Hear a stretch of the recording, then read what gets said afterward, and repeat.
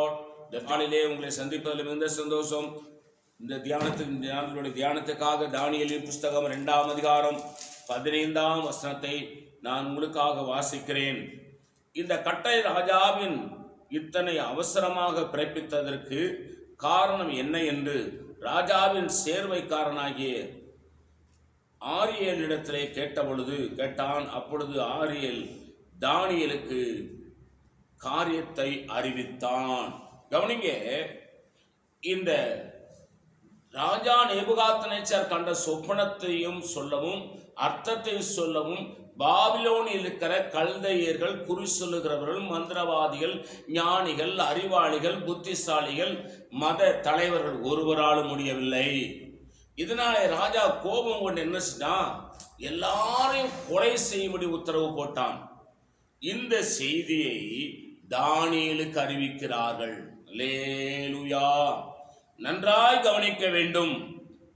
தானியேலுக்கு அறிவிக்கப்பட்ட போது தானியேல் ஒருவரும் சாகக்கூடாது என்று சொல்லி நினைத்து அவன் ராஜ சமூகத்திற்கு போகிறான், ராஜாவிடத்திற்கு போகிறான். செபிக்கிற கர்த்தருடைய பிள்ளை, ஆண்டவரை நேசிக்கிற கர்த்தருடைய பிள்ளைகள், உண்மை தெய்வத்தை வணங்குகிறவர்கள், அவர்கள் எந்த மதமோ எந்த ஜாதியோ எந்த இனமோ அவர் நன்மை செய்கிறார்களோ தீமை செய்கிறார்களோ, அவர்கள் நமக்கு எப்படிப்பட்டவர்களாக இருந்தாலும் சரி, ஒருவரும் இந்த பூமியில அவர்களுக்கு எந்த கஷ்டம் நஷ்டம் வரக்கூடாது, அவங்க சந்தோஷமாய் இருக்கணும் நினைக்கிறவர்கள் தேவனுடைய பிள்ளைகள்.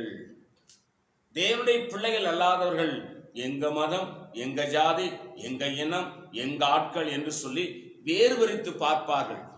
அவரிடத்திலே உண்மை தெய்வம் அங்கே இல்லை. ஆகவே அவர்கள் என்ன செய்வாங்க? வித்தியாசம் பார்ப்பார்கள், ஜாதி பார்ப்பார்கள், மதம் பார்ப்பார்கள், உயர்ந்தவன் தாழ்ந்தவன் பார்ப்பார்கள், வித்தியாசமாய் காணப்படுவார்கள்.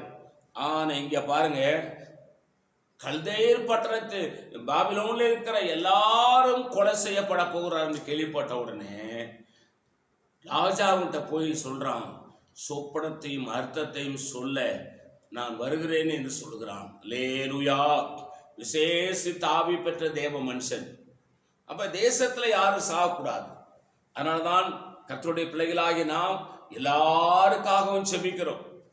இயேசுவை ஏற்றுக்கொண்டவர்களுக்கும் ஏற்றுக்கொள்ளாதவர்களுக்கும், இயேசுவுக்கு விரோதமாய் பேசுகிறவர்களுக்கும், சபைக்கு விரோதமாய் பேசுகிறவர்களுக்கும், சபையை துன்பப்படுத்துறவர்களுக்கும், சபையில் இருக்கிற ஜனங்களை துன்பப்படுத்துறவர்களுக்கும், ஊழியக்காரனை துன்பப்படுத்துறவர்களுக்கும், ஊழியத்துக்கு விரோதமாய் எழும்புகிறவர்களுக்கும் இன்றைக்கு கிறிஸ்தவம் ஜெபித்து கொண்டே இருக்கிறது. ஏன்னு கேட்டா, இந்த கிறிஸ்தவ மார்க்கம், இயேசுவின் பிள்ளைகள் யாருக்கும் தீங்கு செய்ய மாட்டார்கள். ஏனென்று கேட்டால் தானியேலும் அதுதான் செய்கிறான். கேள்விப்பட்ட உடனே ராஜா கிட்ட போய் அத்தனை பேரையும் கொலை செய்ய வேண்டாம், அதன் சொப்பனத்தையும் அர்த்தத்தையும் நான் சொல்லுகிறேன் என்று ராஜ சமூகத்தில் தைரியமாய் நிற்கிறான். அல்லேலூயா.